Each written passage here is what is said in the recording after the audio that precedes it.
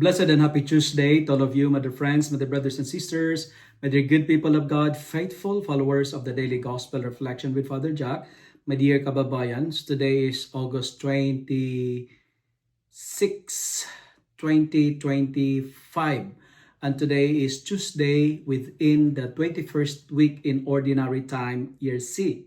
Today's Gospel is from the beautiful and the wonderful account of the Gospel of Matthew, chapter 23, verses 23 to 26. Too often, we focus on appearances, and I'm not exempted of that.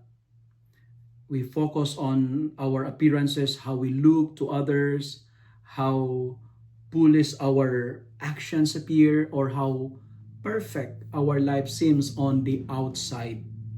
But Jesus reminds us in today's gospel that what truly matters is what's inside. That is, our heart, the intentions, and the love that motivates every action.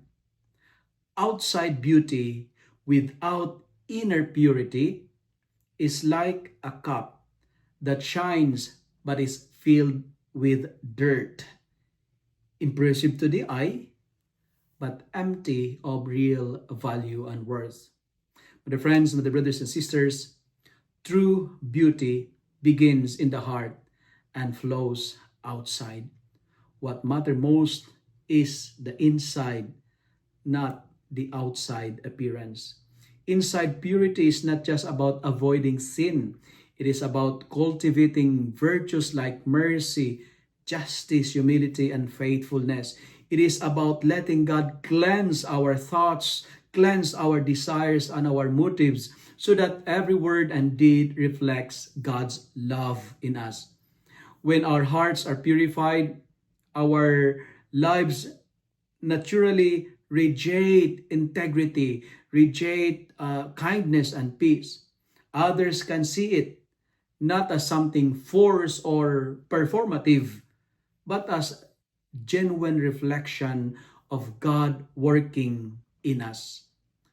Friends, living with inside purity and outside beauty challenges me and you to examine ourselves honestly.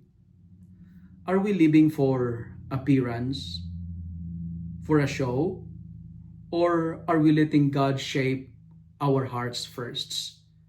When we prioritize inner transformation, our outward actions become authentic, inspiring, and life-giving, and we will not fall into hypocrisy.